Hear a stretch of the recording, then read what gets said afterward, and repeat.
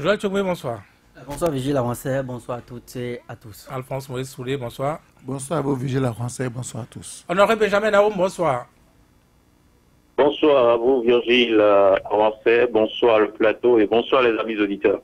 L'ancien chef d'État Boni Yayi sort de son mutisme. C'est le titre d'un journal, le confrère de la matinée, pour ne pas le nommer, pour parler donc de cette lettre à la République. En tout cas, c'est l'intitulé, cette lettre publiée par Boni Yayi sur sa page Facebook hier pour se prononcer sur la gouvernance de Patrice Talon, son successeur. C'est la première fois donc l'ancien chef d'État se prononce sur la gouvernance de Patrice Talon depuis son départ donc de la Marina depuis le 6 avril 2016. Pour vous qui avez certainement lu cette lettre, Honoré Benjamin Naoum, est-ce que c'était nécessaire? Je reçois faiblement. Est-ce qu'une telle lettre c'était nécessaire de la part de Boni Yayi, de votre point de vue? Là, j'ai vraiment du mal à entendre la question. Bon, on va revenir dans ce studio, plutôt prêter cette question à Joël, le temps que les réglages se fassent à la technique. Oui. Non, sur l'aspect de la nécessité ou pas de cette lettre à la République signée par Boni Yayi, ou bien même la pertinence ou pas de l'initiative de Boni Yayi, je pense que les appréciations peuvent être divergentes à condition qu'on puisse étudier d'abord le profil de ceux qui veulent l'apprécier. Quand vous voyez un peu aujourd'hui comment est-ce que déjà la presse locale a eu à traiter cette lettre à la République de Boni Yayi, vous voyez qu'il y a deux grandes tendances dans la presse locale. Il y a une tendance qui tend à avilir l'image de l'ancien chef de l'État béninois Thomas Boni Yayi et qui le condamne fermement et qui trouve que cette démarche, elle est impertinente parce que, au regard du bilan qu'il a légué en héritage à son successeur. De l'autre côté, vous avez vu d'autres médias qui ont vu que cette lettre ouverte, cette lettre à la République donc de Boni Yayi était venue à point nommé un peu pour caricaturer un peu la gouvernance actuelle, puisque quand vous voyez un peu déjà dans le fond de la lettre, vous voyez que Boni Yayi ne s'est pas contenté, comme on le connaissait auparavant, de faire donc dans l'émotion. Vous vous rappelez encore de ces larmes versées au cours de l'appel de Jeffa le 14 avril 2018, si mes souvenirs donc sont corrects. On a vu Boni Yayi qui est très émotif, émotionnel et qui, à chaque fois, il parle avec son corps, il parle avec ses écrits. Cette fois-ci, il a préféré véhiculer un message à travers un écrit. Je pense qu'il est un Béninois comme tout le monde. Il est un citoyen comme tout le monde. Même si on lui ôte le titre donc d'ancien chef de l'État, il demeure citoyen de la nation. Et à ce titre-là, je l'ai toujours dit, il jouit donc de ses droits civiques, politiques et tout ce que vous savez. Il a l'obligation morale et le devoir, il doit même se faire le devoir de temps en temps d'opiner sur les questions d'intérêt national, d'opiner, de donner son avis. Et surtout quand on a été chef d'État, quand on a passé 10 années à gouverner un pays, je pense que se fondre dans une sorte de mutisme tout le temps, ce n'est même pas bien. Ça ne rend pas service à la nation. Boni Yayi, moi je le considère comme encore un jeune ancien chef de l'État, contrairement à ce qui est véhiculé dernièrement à l'occasion de cette réforme du code électoral. On disait qu'il faut ôter le statut d'ancien chef d'État aux gens quand vous finissez de diriger le pays, il fallait vous reposer. C'était une affaire de régler ça. Là, c'est déjà réglé. Justement, c'est pourquoi je dis heureusement que c'est réglé. Mais Boni Yayi, c'est encore un jeune ancien chef de l'État. Il a encore toutes les facultés mentales en place. Il a encore le physique qu'il faut, l'énergie qu'il faut. Et c'est d'ailleurs pour ça que vous voyez qu'il est encore actif. Bon, n'essayez pas de donner ce gros. Lui, par contre, il commence par présenter des signes de sénescence, c'est normal. Mais vous voyez encore qu'il est toujours dans le jeu politique. Il descend de temps à autre dans l'arène politique pour opiner, pour influencer certaines décisions, pour avoir des rencontres données. Boni Yayi, je pense que c'était nécessaire de l'écouter. Maintenant, si on va faire le débat sur les questions, les aspects précis qu'il a eu à aborder dans le fond, on en parlera. On en parlera le temps de réessayer à nouveau Alphonse, je dis Alphonse, vous êtes là. Oui, oui, on est Et vous là. le suivez. Est-ce que c'était nécessaire donc d'écrire cette lettre-là à l'opinion, à la République, comme il a dit Boniaï? Non, je pense quand même que, quel que soit ce qu'on peut reprocher au président Boniaï, je pense quand même que sa lettre était opportune. On ne peut pas dénier à un ancien chef d'État d'appeler la République à la réflexion. Parce que ce qui se passe aujourd'hui mérite réflexion. Même si certains peuvent l'accuser d'être l'auteur ou le géniteur de ce que le peuple dit aujourd'hui, ce n'est pas pour cela qu'il faut l'empêcher de prendre la parole, et cette fois-ci à travers un écrit. On a eu déjà l'opportunité d'écouter certains acteurs, et surtout de la majorité présidentielle, ceux qui soutiennent le pouvoir en place, dire que les jeunes qui aujourd'hui restent au piquet pour demander au président de la République de les écouter, que ce n'est pas leur volonté personnelle, que ce sont des gens qui sont derrière les pistoles. Ils les poussent à donc faire les initiatives de Niti, de Cotonou, ou je ne sais quoi. Donc le président de la République, qui voit la colère du peuple, ou je dirais l'ancien président de la République, qui voit la colère du peuple, et il était dans une posture de gouvernant hier, et il a vu la colère du peuple. Aujourd'hui, il n'est plus président de la République, il a certainement l'opportunité d'apprécier comment il regardait ces bruits-là hier et comment il regarde ces bruits aujourd'hui et demande bien entendu à celui qui est aujourd'hui aux commandes d'écouter la voix des jeunes. Je pense que c'est une méthode qu'il faut saluer, c'est une méthode que je pense que les anciens chefs d'État doivent adopter, et je ne vois pas pourquoi certains sont choqués, d'autant plus que l'ancien président Nicéphore Diodone Soglo continue de prendre la parole, continue d'écrire. Et donc, on ne peut pas refuser à un ancien président comme Boniaï de ne pas écrire. Il voit que fondamentalement, on doit écouter les jeunes et qu'il en parle, libre à la personne qui, aujourd'hui, qui est aux commandes. Si la personne veut écouter ce que le président de la République les conseille. Parce qu'on dit souvent aussi que les adversaires politiques ne font pas de propositions, ne sont que là pour dégainer, pour insulter, pour dire des balidènes ou pour dire des histoires. Alors là, je pense quand même que c'est une proposition qui est faite.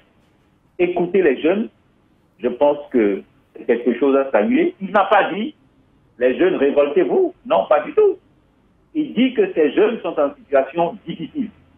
Et vous et moi, nous savons très bien que nous traversons une période difficile et que le président même de la République nous a dit qu'au début de son mandat, il faut serrer les ceintures.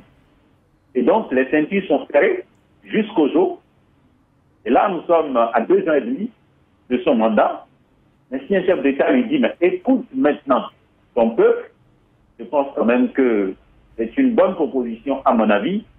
Ce n'est pas un test insultant, ce n'est pas un test de révolte, ce n'est pas un test d'un revanchard. Non, c'est un test qui invite fondamentalement le peuple à réfléchir. Et quand on dit le peuple, le président de la République actuelle y compris. Alors, Boniaï est acteur immédiat, n'est-ce pas, de Patrice Talon. En tout cas, c'est lui qui lui aura passé la main. Presque instinctivement, on ne peut pas parler de la gouvernance donc, de Patrice Talon sans se mêler dans la gouvernance de Boniaï. Était-il nécessaire, n'est-ce pas? Était-il prudent, n'est-ce pas, d'envoyer ce message tel qu'il l'a fait Alphonse Messoudi? Oui, au-delà de son statut d'ancien président, il est un citoyen. Et il a le droit, il a pleinement le droit de se prononcer sur les réalités de son pays. Il a le droit de donner son avis sur ce qui se passe. Moi, dans la forme, ça ne me pose aucun problème. Il a écrit sur sa page. Vous savez que Boni Yayi, ce n'est pas Nicéphore de Soglo. Oui, tout à fait. Vous savez, il n'y a pas de cadre de concertation des anciens présidents. Sous Boni Yayi, on avait vu régulièrement les anciens présidents qui allaient au palais, que Yayi Boni faisait venir pour les consulter. Il y avait aussi un cadre de concertation des présidents des institutions. Et à ce niveau-là, chacun avait la possibilité de donner ses conseils. Mais aujourd'hui, il n'a pas ce cadre-là. Mais il a écrit. Moi, ce qui m'a fait plaisir, quand vous lisez la lettre, nulle part, il n'a cité le nom de qui que ce soit. Il n'a indexé personne. Oui, mais tout le monde sait à qui il adresse la lettre, même s'il parle de lettre à la République, oui. On sait que c'est lettre à Patrice Talon, non? Non, pas forcément à Patrice Talon. Patrice Talon n'est pas le seul à diriger le Bénin. Les institutions de la République sont dirigées par des gens. Les ministères sont dirigés par nos compatriotes. Des directions techniques sont dirigées par des personnes. Au-delà du chef de l'État. Le chef de l'État, à lui seul, ne dirige pas le Bénin. Il a nommé des gens à des postes de responsabilité qui assument ces responsabilités et lui rendent compte. Donc, quand il parle, quand vous lisez la lettre, il s'adresse à tous ceux-là. Ceux qui ont eu tout au moins une parcelle de responsabilité dans la République. Le chef de l'État, il n'est pas partout, mais il est le premier magistrat. Sa responsabilité est engagée dans ce qu'on dit. Tous ceux qui occupent des postes de responsabilité et qui rendent compte au chef de l'État ont leur responsabilité. Et quand vous lisez un peu le contenu, moi je me suis amusé à quelques extraits. Il dit ce que vit et pense bas, ce que chacun vit et pense bas est relayé par la jeunesse de notre pays. À moins que les Béninois ne soient hypocrites. Si vous arrivez de vous rendre dans peut-être des maquis, dans des buvettes, si vous arrivez de vous rendre auprès de ceux qui sont proches de la République, ils vont vous dire en off un certain nombre de réalités, mais qui n'ont pas le courage de dire en tant que responsable pour ne pas perdre leur poste de responsabilité. Donc il dit, il est temps, c'est le moment de mettre fin à la politique de l'autruche. Ça veut dire quoi? Lui-même sous son règne, il avait déjà vu des mains invisibles, il a estimé. Moi, depuis que j'ai lu la lettre, je me suis amusé à aller suivre à nouveau à cœur ouvert le 1er août 2012. J'ai suivi la réplique de candidat Zanaï le 28 août 2012 pour voir ce qui se passe. Et quand je vois, c'est un ancien président qui s'adresse à un président actuel avec son équipe. C'est un ami. Parce que quand j'écoute candidat Zanaï qui parlait déjà le 26 août 2012, il dit ils ont eu des acquaintances, que c'est des gens qui se connaissent. Donc au-delà du fait qu'on ne lui donne pas un cadre approprié en tant qu'ancien président de s'exprimer, il se prononce sur ce qui se passe. Et il a donné des chiffres. Il dit 65% de la population est constituée des jeunes âgés de 15 à 35 ans. Et qu'on devait les écouter. Dire qu'il a géré, il a mal géré, cela ne lui ôte pas le droit de donner des conseils. Est-ce que lui, il écoutait les 35... c'est pourquoi je dis... Il écoutait les jeunes. Ce n'est pas parce qu'il a eu peut-être à mal gérer qu'aujourd'hui, il ne peut pas donner des conseils. Il n'a pas, dans le document, dans la lettre, il n'a invectivé personne. Il a juste donné des conseils, il a fait des propositions. Donc, si la veille s'était attaqué vertement au chef de l'État, on allait lui remonter les bretelles, mais il a donné son avis en tant que citoyen et il demande que l'on écoute cette jeunesse, qu'on ne voit pas derrière cette grogne de la jeunesse. Parce qu'il dit, continuer à croire à une main invisible des politiques dans cette grogne de la jeunesse ne peut que relever d'une irresponsabilité. Ça veut dire quoi? Que l'on devait convoquer ces jeunes. L'on devait les En fait, écouter. il parle de quelle jeunesse, de quelle grogne de jeunesse? Les initiatives? Oui. Quand vous écoutez les différentes initiatives, ce n'est pas des personnes âgées, ce sont les jeunes qui dénoncent. On n'a pas d'emploi, on fait les formations, on finit, on ne nous embauche pas. Et ceux qui avaient du boulot ont perdu leur boulot. Et pour s'inscrire à l'université, on a augmenté les frais d'inscription. Donc, c'est des problèmes réels que nous vivons tous. Mais chaque fois dire que, bon, lui, en tant qu'ancien chef de l'État, il a mal géré, il n'a pas le droit de donner des conseils, c'est grave. Lui, il a fait l'expérience.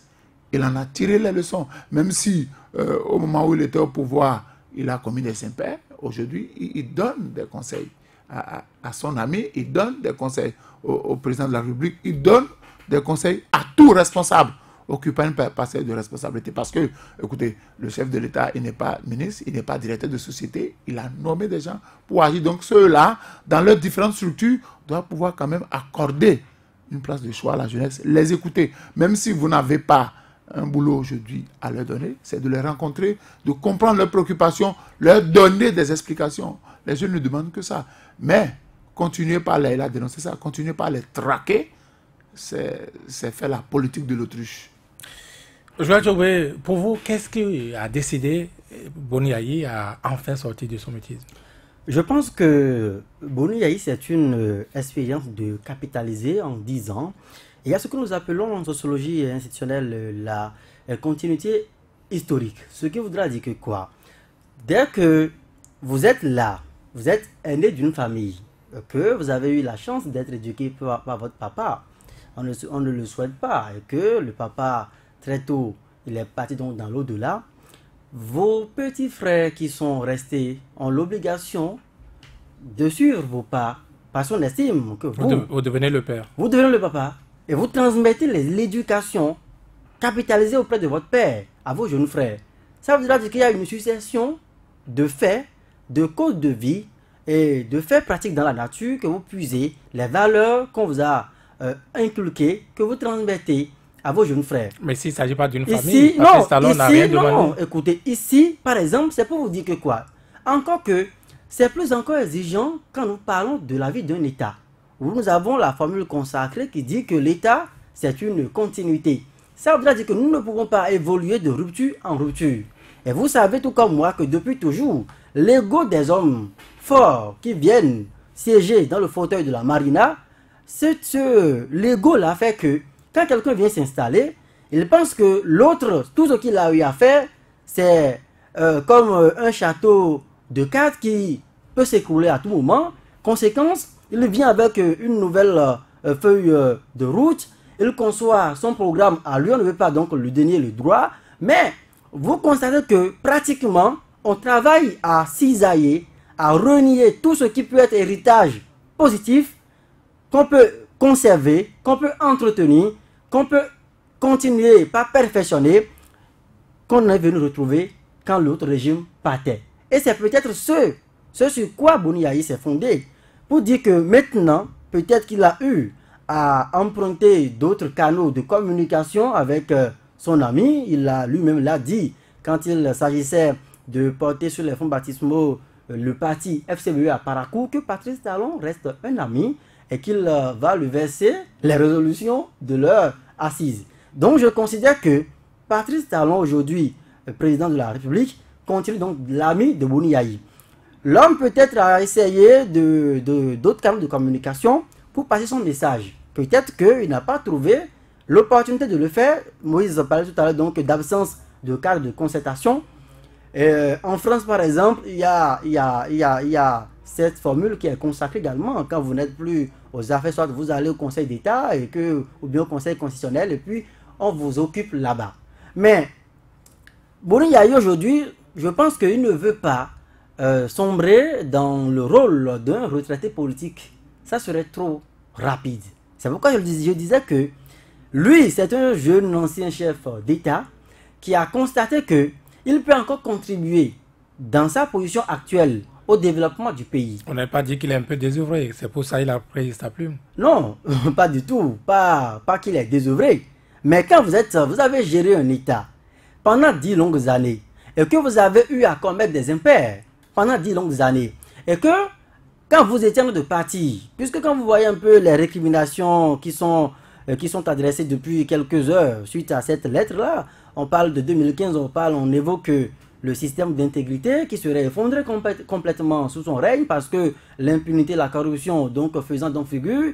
On a parlé des actes de corruption, la protection des siens, l'impunité comme je l'avais dit. Est-ce que ce n'est pas le même qui a cherché? Est-ce qu'il ne vient pas donner de leçons dont on n'avait peut-être pas besoin? Non, pas du tout.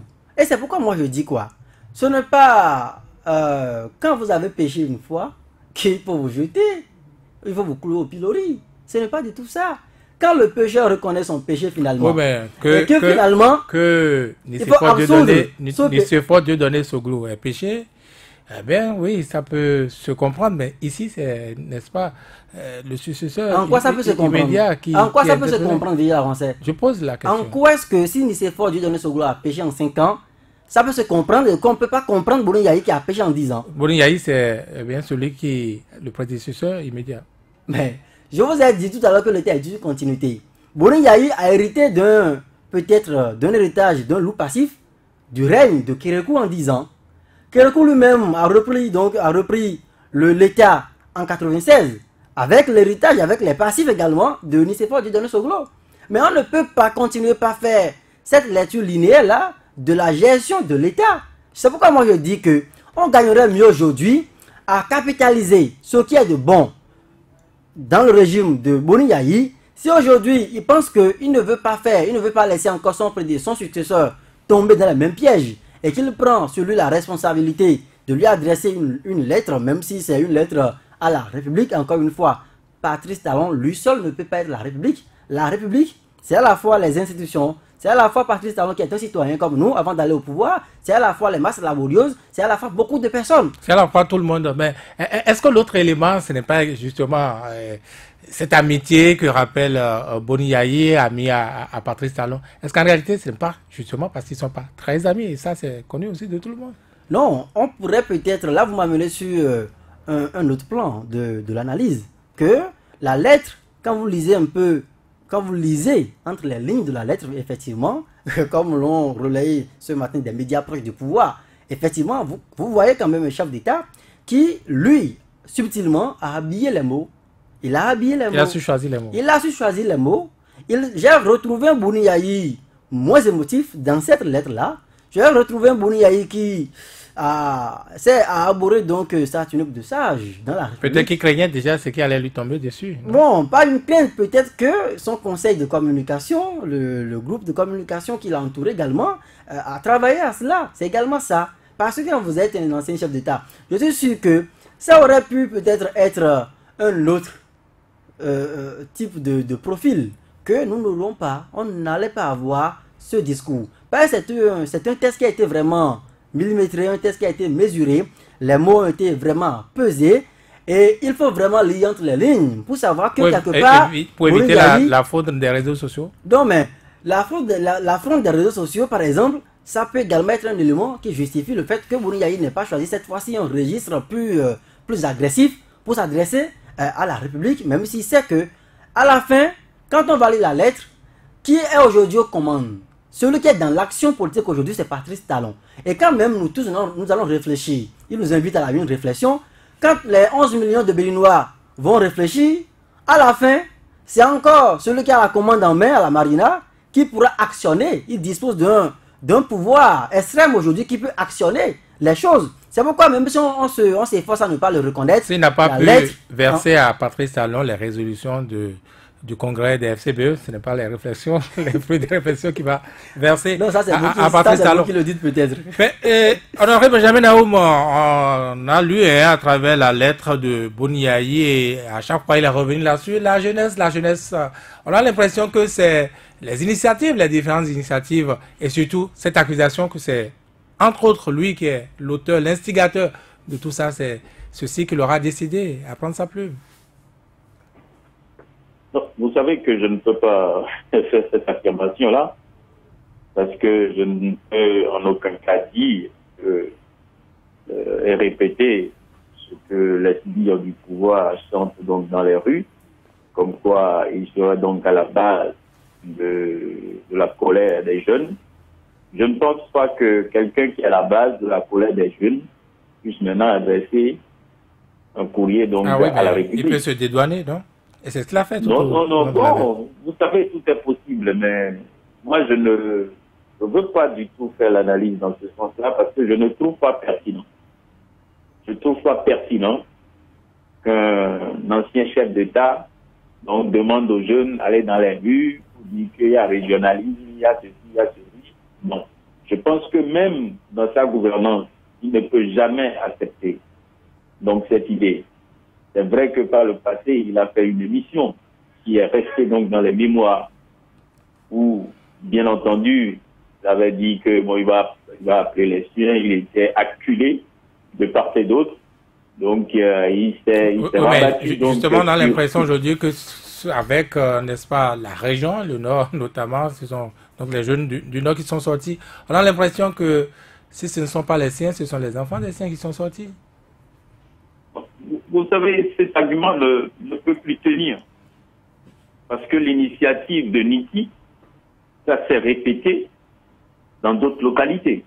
Donc, ça fait tomber rapidement cette idée. Parce que ce n'est pas localisé seulement à Niki. Il y a eu l'initiative de Cotonou, il y a eu de Ouida, de Porto-Novo, je ne sais pas. Non, Porto-Novo, pas donc, ce qui est important qu'il faut retenir, c'est d'aller donc dans la profondeur de son texte.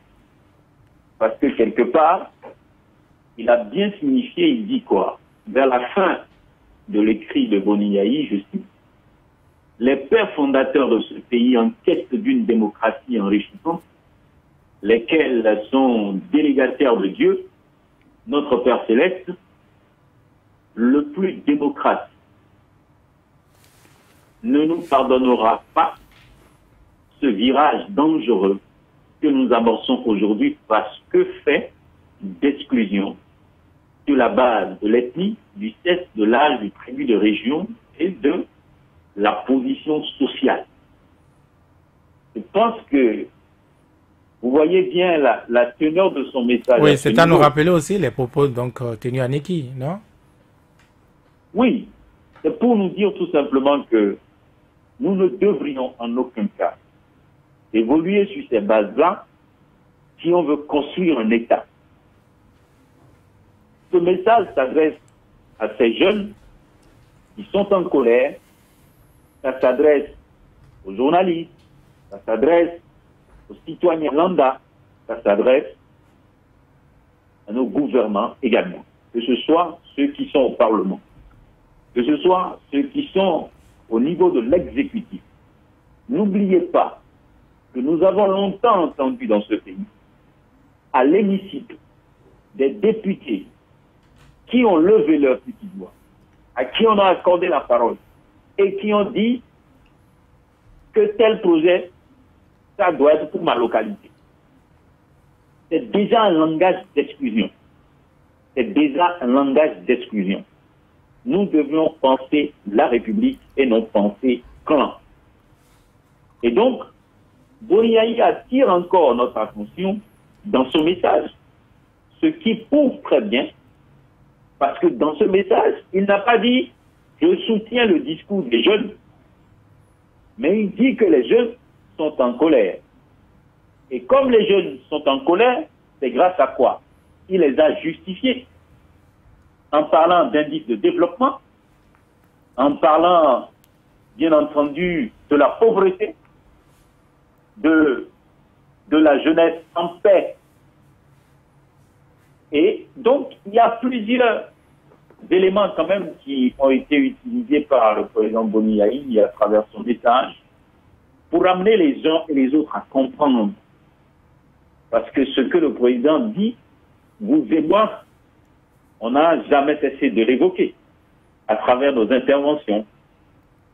Il fait référence même au mécanisme africain de l'évaluation par les pairs.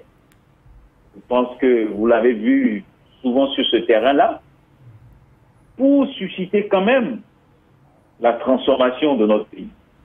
Mais maintenant, quand on écoute ce message et qu'il faut jeter la pierre à Boniaï, il faut faire attention. Pourquoi je dis qu'il faut faire attention? Parce que le président Boniaï a quitté le pouvoir, ça fait 2 ans et demi. Je pense qu'il y a un temps pour jeter la pierre au président Boniaï, et il y a un temps pour montrer maintenant à l'opinion publique que la mauvaise gouvernance décriée par le président Boniaï, on a tourné la page et que le lait et le miel coulent. Mais si nous restons dans ce schéma de serrage de ceinture après 2 ans et demi, mais on ne peut en aucun cas tirer aujourd'hui à boulet rouge si le président Boni Yayi, à travers ce texte qu'il a déposé sur la toile pour la République. Donc, le pouvoir actuel doit pouvoir entrer en lui-même et dire qu'est-ce qu'il faut prendre de bon dans ce message de Boni Yayi, qu'est-ce qu'il faut mettre de côté. Parce que ce texte-là, quand vous lisez le texte, vraiment, avec un regard innocent, parce que ceux qui ont des prédispositions, parce que vous me connaissez bien mes prises de position par rapport à la gouvernance. Aujourd'hui, je n'ai pas Boni Yayi en face de moi. J'ai le président Patrice Talon qui dirige les Béninois et qui a promis de transformer le Bénin et qui a dit qu'en 5 ans, il peut faire des miracles. Et que nous tous nous attendons. Et nous sommes à la moitié de son mandat.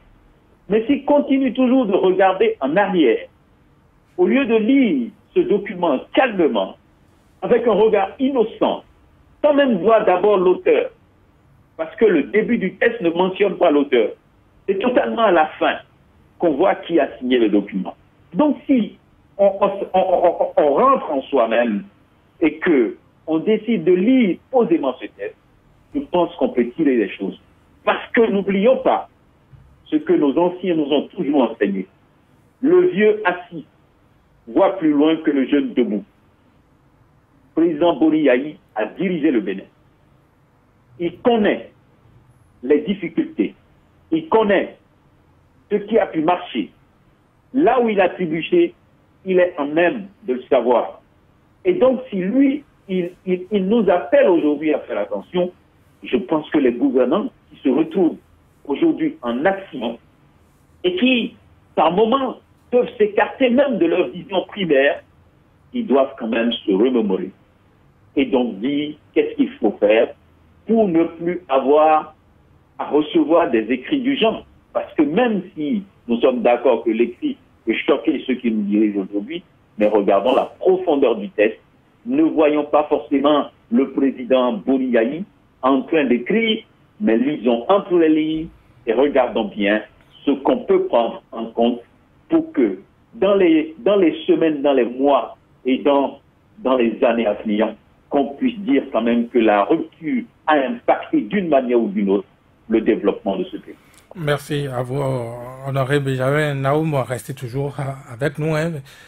Il y a Joël qui parlait, n'est-ce pas, des mots qui ont été bien choisis à dessein, mais il y a une partie du texte, Alphonse Soudé, où, je cite, Boni Yayi parle de malaise généralisé, reflet de l'effet d'une arme de destruction massive. N'est-ce pas exagéré ça, la description d'un Bénin d'aujourd'hui? Non, vous savez, moi, quand je vous ai dit, quand j'ai lu la lettre, j'ai fait une analyse comparative de Boni Yayi, 1er août 2012, et la réplique de qu'on appelle Azanaï, qui était proche de Patrice Talon.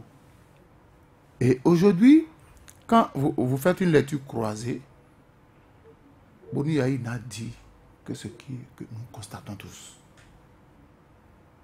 Parce que avant même ça, il avait dit améliorer la gouvernance des affaires dans notre pays, dans notre patrie commune. Si vous arrivez de faire un tour au trésor, vous allez voir. Si vous arrivez de rencontrer les jeunes opérateurs économiques, ils vous diront que depuis avril 2016, ils n'ont plus de marché. Donc certains se sont vus obligés de fermer les entreprises. Et quand vous fermez une entreprise, c'est que c'est des familles que vous mettez dans la rue. Et ces gens-là souffrent en silence. Parce qu'en face d'eux, il n'y a personne pour les rassurer. Les gens vous diront, quand vous allez au trésor, on va vous dire, il y a des privilégiés de la République. Tous les marchés de la République leur reviennent de droit. Il y a des gens qui n'ont rien. Et quand ça se passe comme ça, jusque à quand les gens vont-ils se taire? Et c'est pourquoi il dit à son ami, il faut améliorer la gouvernance des affaires dans notre pays. Parce que il y a des gens qui depuis là n'ont plus rien, sont à la maison. ils ruminent leur colère. Et c'est ça que la plupart des jeunes ont traduit. Parce que, qui vous souviennent qu'on a fermé la Sonapra, qu'on a fermé beaucoup de sociétés à l'avènement du régime, et tous ceux-là sont à la maison. Est-ce qu'ils ont été recasés? Non. Et la plupart de ceux-là sont des jeunes. Donc, ils demandent de prendre vite les mesures qui s'imposent pour éviter qu'il n'y ait une explosion. Et je dirais, comme Naoum, au-delà, moi j'ai déjà lu sur les réseaux sociaux tous les récriminations vis-à-vis de Boni Yayi. Et Boni Yayi, ça ne va pas l'étonner. Il sait qu'en dépit du choix minutieux des mots, il y aura toujours des gens pour l'invectiver. Les gens, certains ont même osé dire, Monsieur le Président, taisez-vous. Il dit non. On doit prendre ce texte-là. On doit le décortiquer. Dans le réquisitoire. Peut-être outrage à ancien chef d'État. Ben écoutez. Non, ça existe. Oui. On doit prendre ce texte-là, donner ça aux spécialistes pour dire, faites-nous un tableau synthétique. Qu'est-ce qu'il dénonce? Qu'est-ce qu'il propose? Dans ce qu'il dénonce, qu'est-ce qui est vrai? Qu'est-ce qui est faux? Dans ce qu'il propose, qu'est-ce qui est faisable? Qu'est-ce qui n'est pas faisable? C'est ça, parce que on dit la fonction de l'opposition est la critique permanente. Celui qui vous dit, mon frère, ce que tu fais, ce n'est pas bon, j'aurais souhaité que tu empruntes ce chemin le de l'autre, c'est que il vous donne des conseils. Vous n'êtes pas obligé de respecter ces conseils, mais vous devez jeter un regard. Il vous donne des conseils qu'il n'a pas pu se donner lui-même hier. Non, Vigile, je vous refuse cela. Non, je pose une question. Ce n'est pas parce qu'en 10 ans, Boni Yayi n'a pas pu faire des choses qu'aujourd'hui, on va lui dénier le droit de donner des conseils. Il a reconnu. Et on ne me dira pas, au départ de Patrice Talon, que tout est rose à 100%. Ce n'est pas possible. Ce qui est sûr, dans ce que chaque président a fait, il y a le bien, il y a peut-être le mauvais. Mais on doit capitaliser ce qui est bien. Boni Yayi a eu le temps. Écoutez, qu'on ne se trompe pas. Combien de cadres aujourd'hui entourent le président Talon, le président Patrice Talon, qui n'ont pas travaillé avec Boni Yayi? Il y en a combien? Il y en a combien? Le secrétaire général du gouvernement, il a travaillé avec le président Boni Yayi. Vous prenez Koubaki, il a travaillé avec le président Boni Yayi. Il y a beaucoup de cadres, beaucoup de techniciens qui sont aujourd'hui avec Patrice Talon, qui ont travaillé avec Boni Yayi, donc qui sont en quelque sorte responsables du bilan de Boni Yayi, mais qui aujourd'hui se retrouvent encore avec Patrice Talon. Donc il n'a pas tort de donner des conseils parce qu'il a vécu. Il a vécu, il a travaillé avec ces mêmes cadres qui l'ont conseillé, qui lui ont proposé des choses. Donc aujourd'hui, il prend du recul. Moi, je dirais au président Boni Yayi de ne pas écouter les critiques, ça va arriver. Parce qu'il y a des caciques du régime qui n'aiment pas qu'on parle du régime. Mais on doit parler, on ne parle pas, on ne critique pas pour critiquer, mais ce qui est là, c'est clair. On dit 65% de la jeunesse, 15 à 35%. Et vous savez en quelle occasion on les utilise. Bientôt les campagnes vont commencer. Bientôt les campagnes vont commencer. On va les utiliser. C'est éphémère. Quand vous faites les campagnes pour les élections, on vous donne de l'argent. C'est éphémère. Il faut qu'on leur trouve le travail. Parce que nous avons vu dans d'autres pays la force de cette jeunesse. Et il avertit, il prévient. Moi, je voudrais qu'on prenne cette correspondance-là dans ce sens, qu'on se dise, on va étudier, on va analyser. Si possible, puisque certainement, je ne le sais pas, certainement qu'il a cherché à rencontrer son ami pour discuter, mais comme il n'y a pas ce cadre-là, il est allé sur les réseaux sociaux, il a choisi ses mots. Et si vous lisez bien, il n'a cité le nom de personne. Nulle part dans le document, vous le verrez. Et ça le dédouane de quoi? Qui n'est pas cité de nom. Il parle à la République. Il parle au président de l'Assemblée, il parle à l'Assemblée, il parle à la Cour constitutionnelle, il parle au Conseil économique et social, il parle au gouvernement, il parle à toutes les structures de la République. On ne cite pas peut-être le principal. Le chef de l'État, il parle aux médias, parce que dans la République, pour que tout aille mieux, chacun a un rôle à jouer. Et il parle encore à ceux qui, les sachants, qui se taisent. Ceux qui savent que ça, ce n'est pas bon, mais pour des intérêts inavoués et inavouables, se taisent, pour ne pas perdre leur poste, ou bien pour ne pas être traqués, ils se taisent, ils parlent à tout le monde, ils parlent aux journalistes, ils parlent à tout le monde. La République, c'est pourquoi dans la République, nous sommes tous dans la République, ils voudraient que chacun prenne ses responsabilités, ils voudraient que chacun joue le rôle qui est le sien en fermant les yeux sur nos intérêts personnels et que nous devons mettre au cœur de la République l'intérêt de la grande majorité. C'est ça. Joël Chougbé, je ne vais plus vous amener à faire une comparaison entre la République sous Boni Yayi et la République sous Patrice Talon, mais vous qui êtes sociologue, on va faire un peu de psychologie. Est-ce qu'on peut se renseigner déjà, on peut avoir une idée, n'est-ce pas, de l'état d'âme des dirigeants, ceux-là à qui justement ce message est adressé?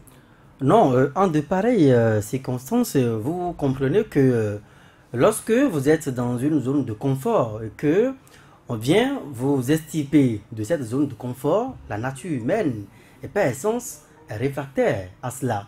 C'est pour vous dire que quoi? Aujourd'hui, quand vous dorlotez quelqu'un qui est au pouvoir et qui pense qu'il a la science infuse et qui pense que effectivement ce qu'il implémente comme réforme, comme vision, comme politique, que c'est ce qu'il faut pour aller vers le progrès. Et il est convaincu de cela.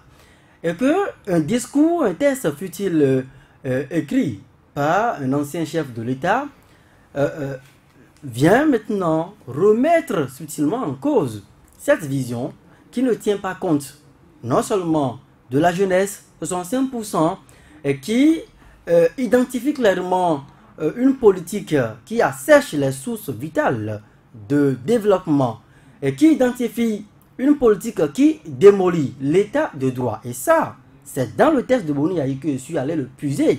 Et qui identifie, même s'il ne le dit pas directement, la justice comme étant une justice qu'on utilise pour donner une caution légale à l'arbitraire en matière de privation des libertés. Je suis désolé de vous arrêter, désolé de jouer encore ce rôle, mais est-ce qu'on ne peut pas retoquer à Boni Yayi que la République tombait déjà sous lui, la justice, comme il a dit, les droits de l'homme, l'état de droit, c'était déjà pas... Comparaison n'est pas raison. Non, vous savez, comme un ministre du gouvernement l'a dit il y a un instant, nous ne voulons plus regarder dans le rétroviseur.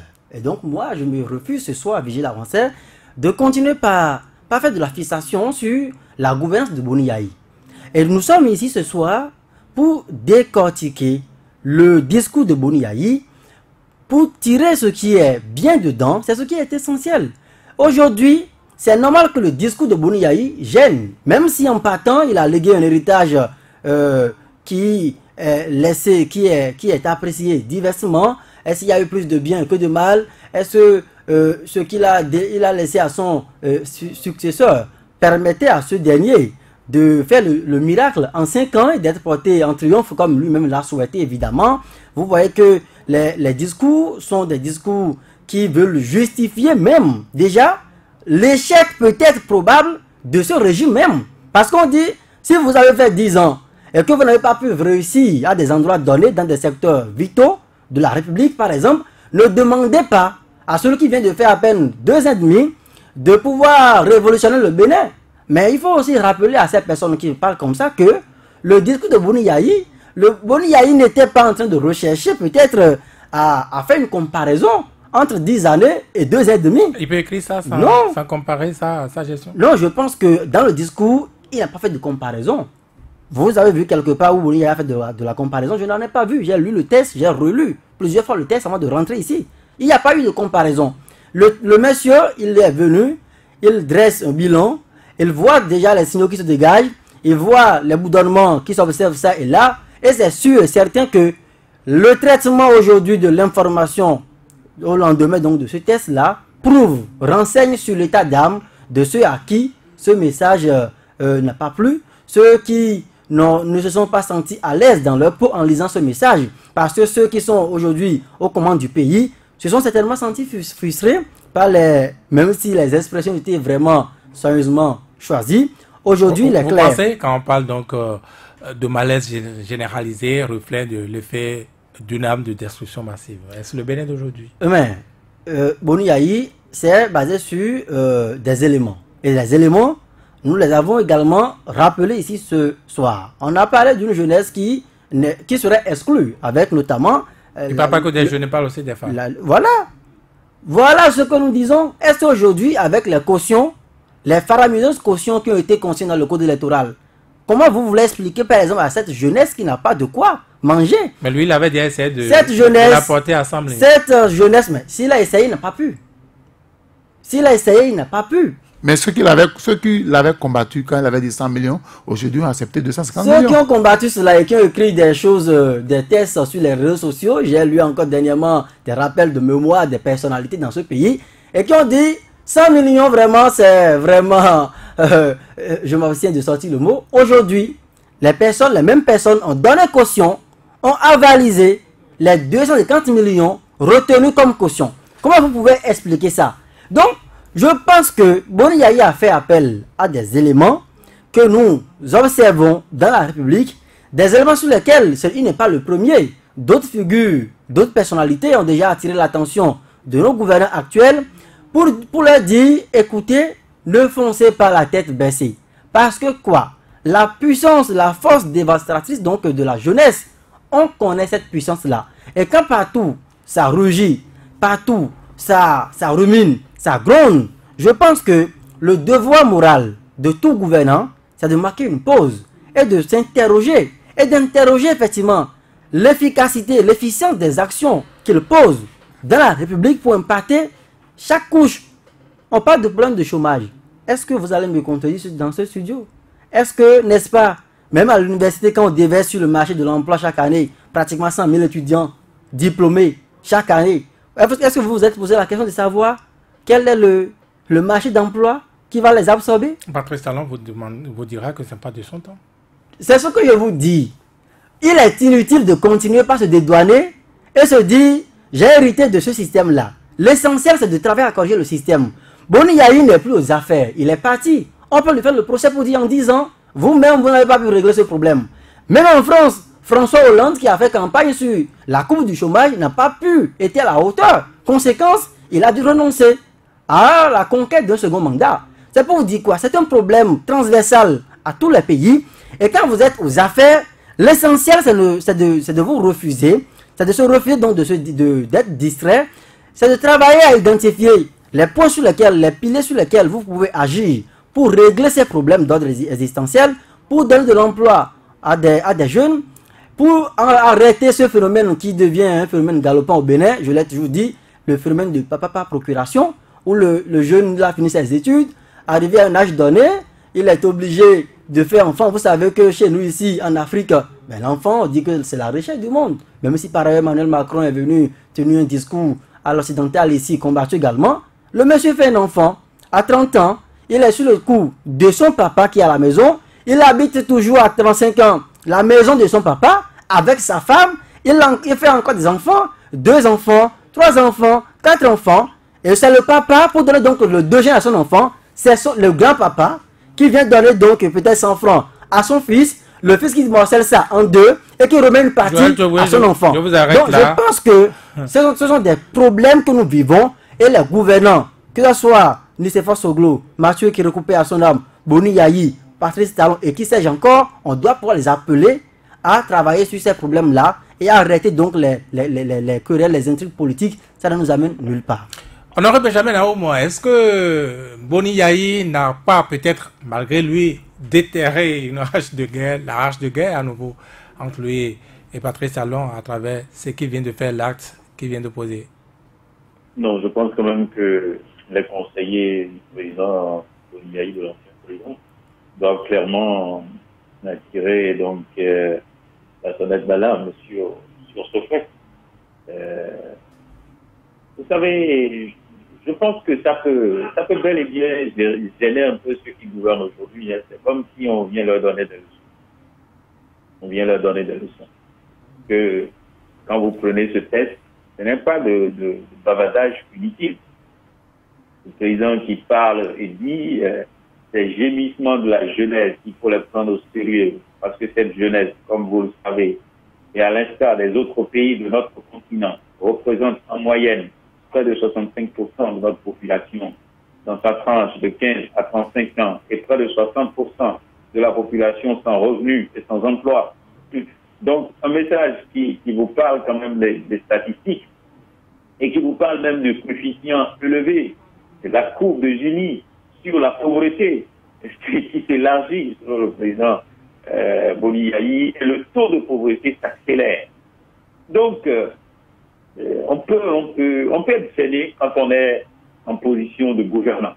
Donc, que Patrice Talon, le président actuel, se retrouve donc dans un état d'esprit, bon, je ne sais pas le mot que je veux utiliser, mais il m'échappe. Mais si le président de la République actuelle est gêné, c'est tout à fait normal. Parce qu'on vient lui dire, lui qui a promis beaucoup de choses, on vient lui dire, c'est celui dont son ancien ami qui gouvernait, et il disait que non, que ce qui se fait n'est pas bien. Et qu'il faut faire des réformes pour changer et pour améliorer la situation des gens. Il faut défiscaliser la presse. Et voilà que la presse est encore fiscalisée, toujours fiscalisée, ce qui met les gens aux ordres.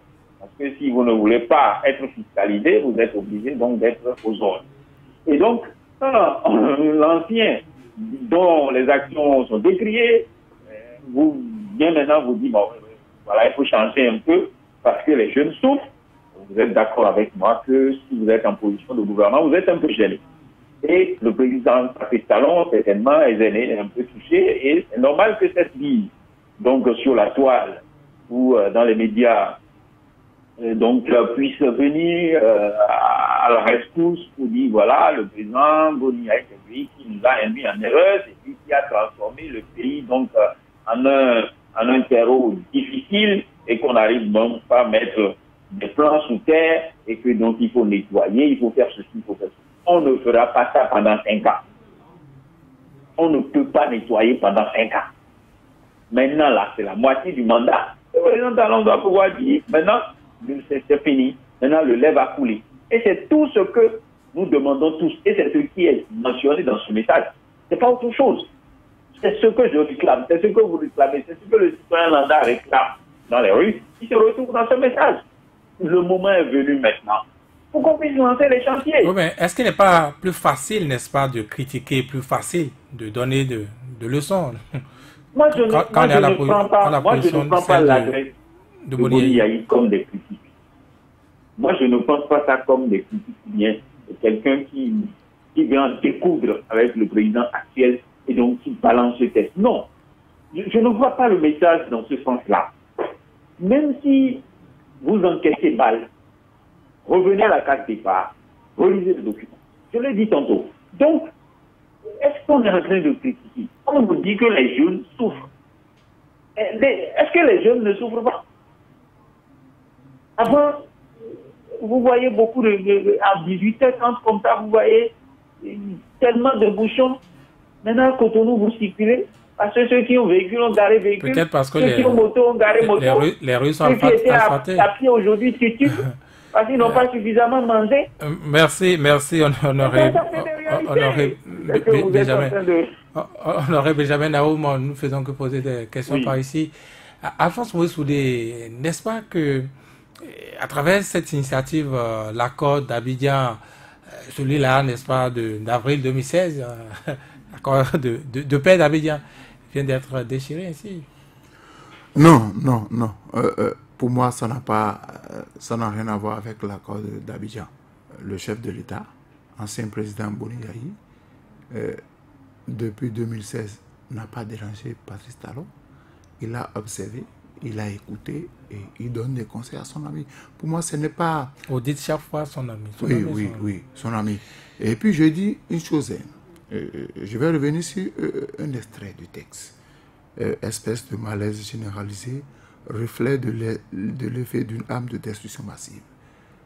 Je vais vous dire, parce que si nous sommes dans le pays, nous devons flairer. Je vais donner 3 ou 4 exemples. Allez au niveau de la douane.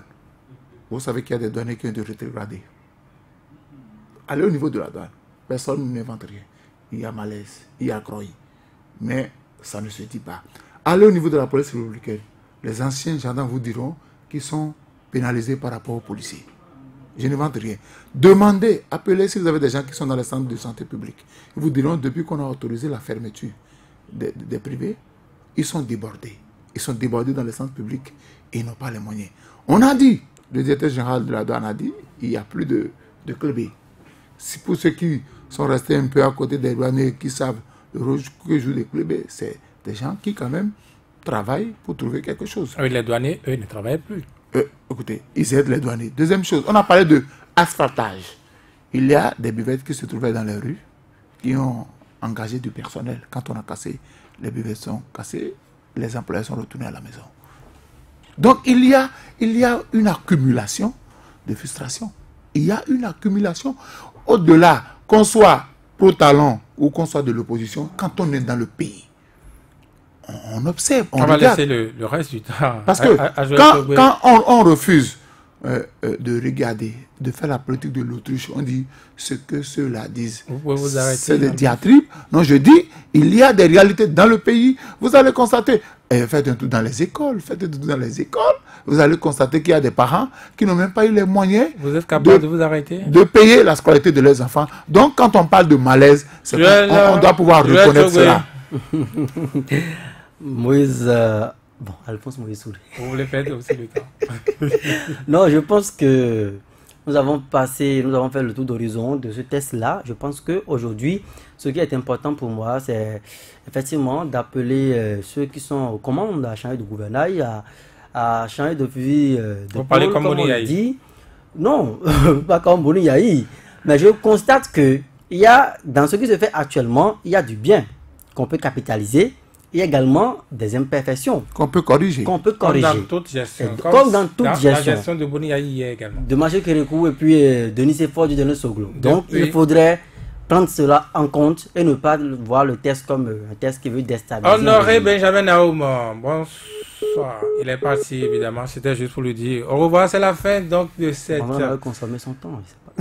C'est la fin de cette émission. Demain vous parlerez jouer. Demain. Merci à chacun, merci à tous de l'avoir suivi avec Georges Renaud à la technique. Demain, c'est un autre numéro, le 3e rendez-vous, non plutôt, le 4e rendez-vous donc de l'intégrale de la semaine.